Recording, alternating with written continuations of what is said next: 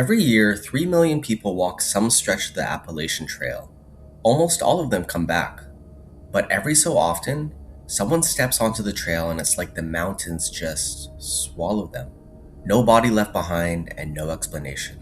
What I'm about to walk you through are three of those cases. Three hikers who entered the oldest mountains in North America and never came out. And the details around each one are deeply, deeply wrong. In the summer of 2013, 66-year-old Geraldine, known by her trail name Inchworm, was nearing the end of her journey through the Maine wilderness. She was experienced, she was prepared, and she was only a few miles from meeting her husband at the designated crossing. On a clear July morning, she stepped off the trail to find a private spot to use the bathroom. It was a mundane 20-second detour. But when she turned around and walked back to the path, the trail was gone. In the Maine woods, the undergrowth is so dense that if you move 20 feet off the trail, you lose all sense of direction. Geraldine tried to text her husband, but the green tunnel swallowed her signal. For the next 26 days, she didn't just wander. She set up a meticulous camp. She wore a bright red fleece. She built signal fires. A massive search and rescue team, including canine units and helicopters, passed within 100 yards of her location multiple times. But they couldn't see her, and they couldn't hear her. Geraldine didn't panic and run until her heart gave out. She sat and waited, doing everything right. She kept a journal, writing letters to her husband, George, telling him how much she loved him, and describing the sound of the search planes circling around her. She could hear the voices of the people looking for her. She could hear the rotors of the helicopters. But because she was in a low spot shielded by a canopy of old-growth pines, her smoke signals was dispersed before they could break the tree line, and her cries were muffled by the very moss she slept on. She was checking her phone every single day, watching the battery tick down, knowing that each percentage point was a second of her life slipping away. She realized the search teams were so close. She recorded hearing the dogs barking. She blew her emergency whistle until her throat was raw. But the topography of the specific ridge worked against her. The sound didn't travel up the trail. It bounced off the rocks and stayed in the valley, unheard by the teams walking just a few hundred feet above her. As the days turned into weeks, the journal entries shifted. They stopped being about survival and started being about legacy. She was preparing her own crime scene. She meticulously organized her gear, zipped herself into her tent, and placed her journal in a waterproof bag. By day 15, the official search was scaled back. The sound of the helicopters stopped. The voices of searchers faded. Geraldine sat in total crushing silence, realizing that as far as the world was concerned, she was already dead. She spent her final days writing to her family, asking whoever found this journal, please send it to her husband. She died from the agonizing reality of being invisible. 2 years later, a forestry crew stumbled upon a collapsed tent in a restricted Navy training zone. Inside was Geraldine's body, tucked into her sleeping bag. Beside her was a journal.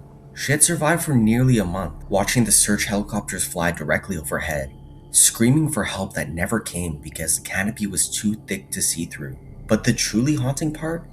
The investigators realized she had camped just 3,000 feet away from a clear, logging road that would have led her straight to safety. She died waiting for a rescue that was practically in her backyard. Imagine hiking with a group on a clear, open ridge. You're in the middle of the pack. You can see the person in front of you, and the person behind you can see your backpack. This was the environment in 1976 when a young, fit hiker, Trenny Gibson, was trekking with her high school class in the Great Smoky Mountains section of the Appalachian Trail. There were 40 people on this hike.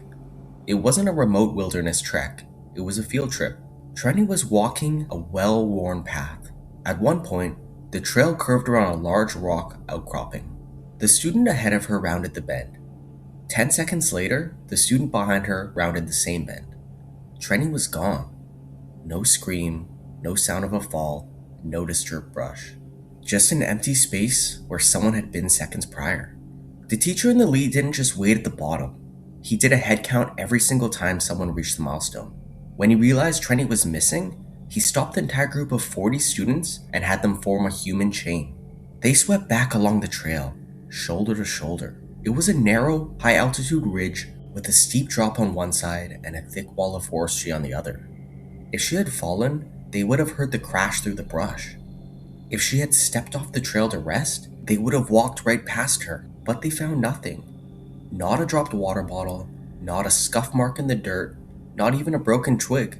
It was as if the forest had simply unzipped, let her step through, and zipped back up after her. When professional trackers arrived with bloodhounds, the atmosphere shifted from search to nightmare. These dogs were trained to find people in the most extreme conditions. They picked up Trenny's scent exactly where her classmates last saw her. They followed it for about 50 feet toward a steep, rocky incline, a place where the trail narrowed significantly. And then, they stopped. The dogs didn't lose the scent because of rain or wind. They began pacing in circles and whimpering. The handlers reported that the dogs were physically terrified, refusing to move further toward the edge of the ridge, acting as though they were being watched by something the humans couldn't see. The searchers then brought in thermal imaging to support. They flew over the canopy, looking for any heat signature in the cold October air. Even if Trenny was unconscious or hiding, her body heat would have glowed like a beacon on their monitors. They flew for hours, covering every square of the trail, and they found nothing. If she were within 5 miles of that trail, she would have been found. The FBI eventually got involved, questioning every student and teacher, looking for signs of foul play. But no one had a motive, no one had blood on their clothes, and most importantly, no one had physical time to commit a crime and hide a body in a 10-second window on a crowded trail. The search that followed was one of the most intensive in the history of the National Park Service. Hundreds of volunteers and experts who could track a squirrel through the mud. They found absolutely nothing. No clothing, footprints, or scent for the dogs. It was as if she had been lifted vertically off the planet. To this day, the Trenny Gibson case is the gold standard for the impossible disappearances that only seem to be explained by Reddit theorists and internet sleuths. In the late 90s, an experienced hiker known as Coyote was making incredible time heading northbound along the Appalachian Trail. He was fast and highly attuned to the environment. Other hikers reported seeing him at a shelter, sharing stories, and looking forward to the next peak. He left that shelter at dawn, heading to a section of the trail that was relatively easy terrain. 2 days later, a group of hikers coming southbound found something that stopped them cold. Sitting right in the middle of the trail was a pair of hiking boots. They weren't tossed aside. They were placed neatly, side by side, pointing north. A mile further, they found his backpack propped against a tree. It hadn't been rifled through by animals. His food was still inside. His wallet was in the hip pocket. As the group pushed deeper in the woods, they found more items. A single sock draped over a branch. A pocket knife sitting on a stump. It was as if Coyote was intentionally shedding his human identity, piece by piece, walking deeper into the wilderness with no intention of coming back. For any of you who have hiked, you know the Appalachian Trail isn't a manufactured park path. It's a jagged staircase of granite and roots. To walk even a half-mile barefoot is excruciating pain leading to infection. The searchers who followed his breadcrumb trail of gear reported a growing sense of dread. They found his compass placed on a flat stone, its needle still spinning. They found his rain jacket folded, not dropped, but folded on a log. Usually, when someone has a mental break in the woods, their gear is scattered in a panic. This was the opposite. It was really clinical. It felt like Coyote was following a set of instructions that only he could hear. The deeper the searchers went, the more the environment changed.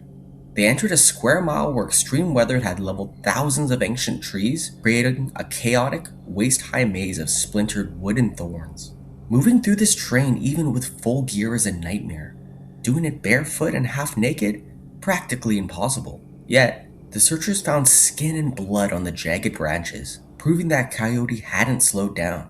He had crawled and climbed through the thorns with a singular, unexplained purpose, heading away from every known water source and toward the most isolated part of the forest. Searchers eventually found Coyote miles away from the trail in a dense thicket of brush, a place no rational hiker would ever enter. He was barefoot, and his cause of death was undetermined. There was no sign of foul play, no predator marks, and no drugs in his system. He had simply walked out of his boots, left his life behind in his backpack, and marched into the deepest brush until his heart stopped. The trail didn't take him by force.